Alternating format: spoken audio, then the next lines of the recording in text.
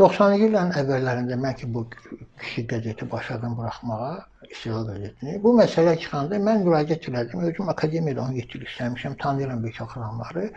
Rəbiət Qasımova, belə bir şey var idi, xanım var idi, etnoqraf, antropoloq, tarixçi.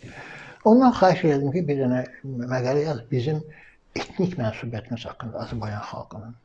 Bir elmi məqalə gətirdi, doğrusu. Baxın, bunu yazdı. Onu sadələşdirdik və o məqalə çıxdı. Nəysə, o bu kəllələri minlərlə kəllə qatmışdı Azərbaycanın müxtəlif yerlərində. Qədim, atılmış qəbristanlıları, heç kəs yiyəsi olmayan, qazıb çıxardır, bu ölçürdür.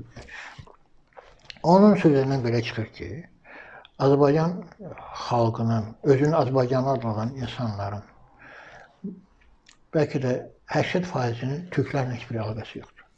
Bunlar yerli Qafqaz xalqlarıdır. Amma sonradan dilləri türkləşir. Türk dilini qəbul edirlər. Yəni, kəllə quruluşuna görə, yəni etnik şeyə görə onlar türk deyirlər.